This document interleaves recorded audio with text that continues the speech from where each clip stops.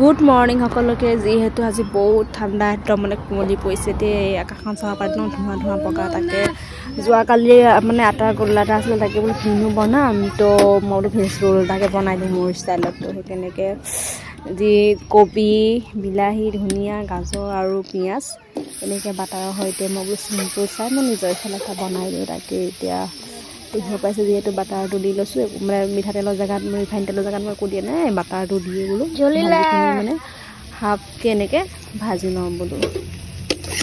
সেই তেনেকৈ এতিয়া মই দেখিব পাৰিছোঁ বাটাৰটো যিহেতু গলি গৈছে। গলি যোৱাৰ পাছত যিমানখিনি কাটি থোৱা আছিলে পাচলিখিনি চবেই দি দিম দেই।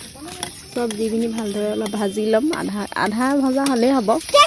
তো ভালদৰে চব ভাজি ল'ম, চব একে একোবেই দি দিমগৈ। আৰু মানে জ্বলাটো যিহে দিয়া নাই, কাৰণ সৰু পোৱালি দুটা সিহে খাব, আৰু এটা তাকে ৰোল বনাম বোলো, ইমানখিনি মানুহ ক'ত খাব পাৰিম, পোৱালি দুটাহে খাব, সেইকাৰণে মানে একো জ্বলা চলা কেনেকৈ দিয়া নাই দেই।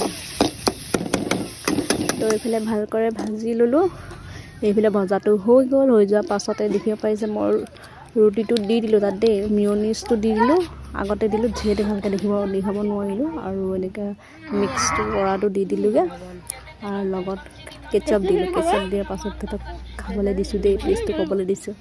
তাতে লগতে আকৌ ময়ো দৰকাৰ খাই দিলোঁ, আকৌ টেষ্ট কৰিবলৈ বোলো চাওঁ কেনেকুৱা হৈছে। তাৰপিছত সিহঁতক বোলে চিলা বনাই দিব লাগে, তাকে সিহঁতক পোৱালিকেইটাক 3টা পোৱালিকে মই চিলা বনাই দিলোঁ বহি বহি। আৰু এইফালে দেখিছোঁ তো আজিলৈ বাই বাই।